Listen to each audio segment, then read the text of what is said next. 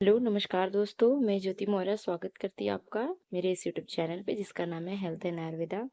दोस्तों, आज मैं आपके साथ शेयर करने वाली जो मेरा वीडियो बनेगा हेल्थ एंड आयुर्वेदा का, उसमें मैं वीडियो बनाने वाली हूँ इसके ऊपर। तो ये मेरा मतलब ऋतु के अकॉर्डिंग तुम्हारा आपका आहार विहार कैसा होना चाहिए, मतलब कौन से ऋतु में आपको कैसे खाना, क्या खान पान रखना चाहिए, कैसे कहाँ, मतलब कैसा आपका अकॉर्डिंग उसके बाद विहार मतलब क्या-क्या आपको करना चाहिए, मालिश करना चाहिए कौन से ऋतु में, या फिर कौन से ऋतु में आपको कैसे कमरे में रहना चाहिए, कैसी हवा में रहना चाहिए, सब ये विहार में होता है। तो आहार और विहार इसके बारे में मैं डिस्कस करूँगी। लेकिन ये किस ऋतु में क्या खाना पीना है, ये मैं नेक्स्ट वीडियो बनाऊँगी। लेकिन इससे पहले मैं इसके इंट्रोडक्शंस देख रही हूँ, क्योंकि अगर मैं दोनों एक साथ दूँगी तो वीडियो काफ़ी लेंदी हो जाएगी। तो इसके लिए इस वीडियो में मैं इसका इंट्रोडक्शन दूँगी।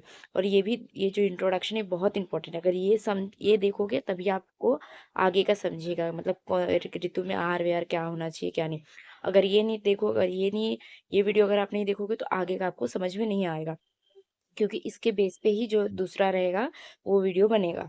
तो ये मैं पहला वीडियो जो है आहार विहार का, ये इंट्रोडक्शन इसका दे रही हूँ। तो देखो, किस किस ऋतु में किस किस प्रकार का हमको खाना पीना होना चाहिए, जो हमारा आहार और विहार कैसा होना चाहिए उसके अकॉर्डिंग ये इसमें बताया गया है। अब इसमें देखो, ऋतु के अकॉर्डिंग हमारा आहार विहार से हमको क्या क्या बेनिफिट्स होंगे। तो हमारे ऋतु के अकॉर्डिंग हमको आहार विहार क्यों रखना चाहिए, तो इसलिए रखेंगे ना हम। हम काम क्यों करते, इसलिए करते क्योंकि उससे हमको बेनिफिट्स होते हैं ना, यानी हिंदी में बोले तो लाभ होते हैं।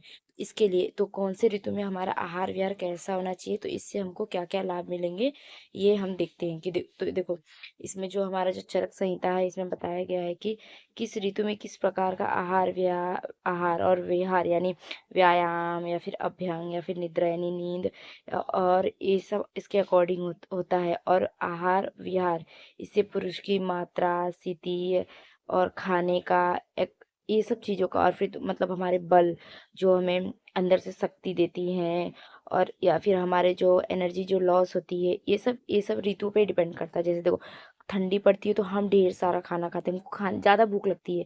सूरज की किरणें होती है वो भी हमारे लिए बहुत अच्छी होती है। तो उस टाइम क्या होता है, हमारे जो बॉडी की जो शक्ति है ना, वो क्षीण नहीं होती, मतलब वो हमारी बॉडी वीक नहीं पड़ती। लेकिन उसका अपोजिट गर्मियों में क्या होता है, उसका अपोजिट पड़ता है। जो सूर्य की किरण होती है, उसकी जो धूप होती है, हमको लेना, उसकी जो धूप होती है हमें अच्छी नहीं लगती। लेकिन ठंडी में वही क्या होती है, अच्छी लगती है। और गर्मियों में क्या होती है, वो हमें सूर्य की जो धूप होती है वो हमें अच्छी नहीं लगती, और हमको ज़्यादा खाने का भी मन नहीं करता है गर्मियों में सिर्फ मतलब बस पानी पीते जाओ, छाछ पियो, दही लस्सी माठा यही सब ज़्यादा पियो। और ठंडियों में इसका अपोजिट होता है, ठंडियों में साग सब्जी ये सब चीज़ें ज़्यादा खाते हैं, जिससे ठंडी में क्या होती है, हमारी हमें एनर्जी ज़्यादा मिलता है, जो हमारी बल शक्ति जो होती है वो उसकी वृद्धि होती है, यानी वो बढ़ती है। और गर्मी में उसका अपोजिट होता है, जो हमारी शक्ति होती है वो लॉस, मतलब वो लॉस होती है। और देखोगे अक्सर किसी को भी आप देखो, अक्सर लोग ना गर्मियों में मतलब ज़्यादा वीक पड़ते हैं। क्यों? क्योंकि गर्मियों में लूज मोशन, जुलाब, ये सब पेट से रिलेटेड ये सब चीज़ें ज़्यादा प्रॉब्लम होती है। तो इसी में ये बताया गया, इसलिए मैंने आपको बोला कि पहले ये वीडियो देखिए तभी आपको आगे का समझेगा।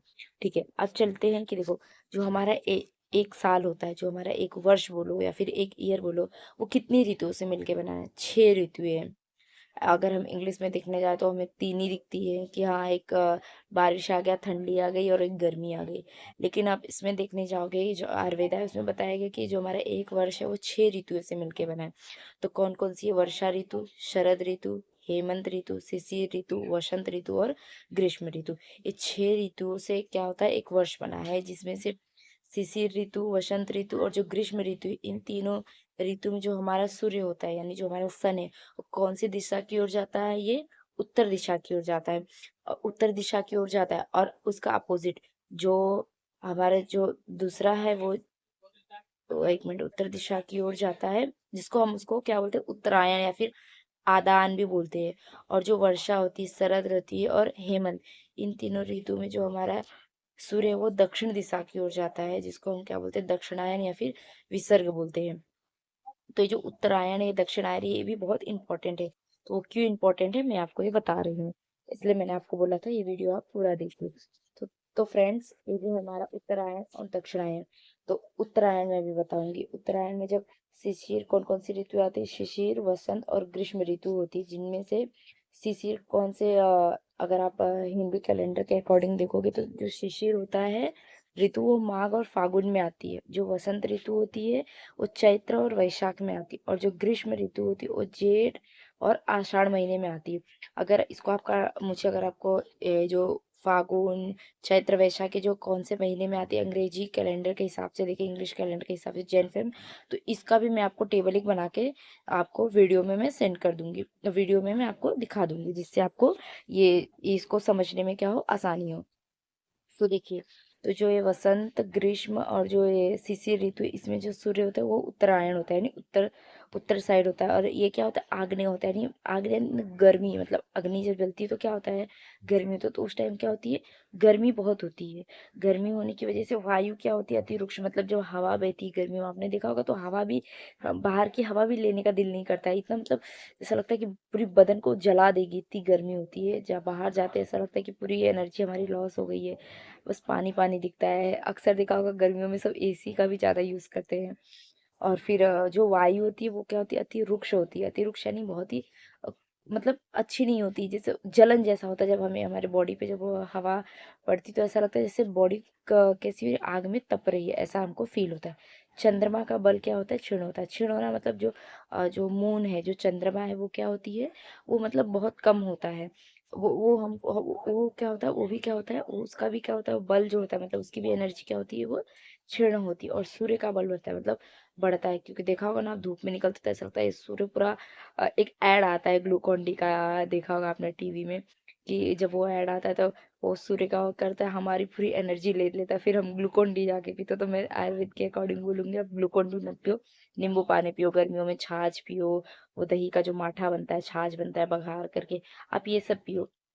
छाछ में बघार करते, फिर माठा तो यूपी साइड उसको माठा बोलते, नॉर्मल बस दही को मथ दिया जाता है, उसका मक्खन निकाल के उसमें पानी डाल के, वो तो आप वो सब ज़्यादा पियो, वो ज़्यादा फायदा करेगा। फिर उसके बाद जो सूर्य और वायु, ये जो मतलब जो सन है और जो एयर है, सूर्य और वायु हवा, ये लोग क्या करते, मिलने के बाद इसमें दिया संसार का शोषण करते हैं। मतलब ये लोग मिलके क्या करते हैं, मतलब हमारे ऊपर शोषण करते हैं, लाइक एनर्जी हमारी लॉस करते हैं ना, हमारी एनर्जी खींच लेते हैं, जिससे। और रुक्ष रस जैसे, मतलब अब इसमें बताया है कि जो रस है, इसमें कौन से रस होते, कौन कौन सी रस की वृद्धि होती है, ये मतलब वसंत, शिशिर और ग्रीष्म ऋतु में कौन कौन सी रस की वृद्धि होती है। तो तिक्त, कसाय और कटु, जो तिक्त रस होता है, कसाय रस होता है और कटु रस होता है, उसकी वृद्धि। और मनुष्यों का बल जो होता है ना, वो घटता जाता है। ये जो मनुष्यों का बल होता है, ये ऋतुओं में घटता जाता है।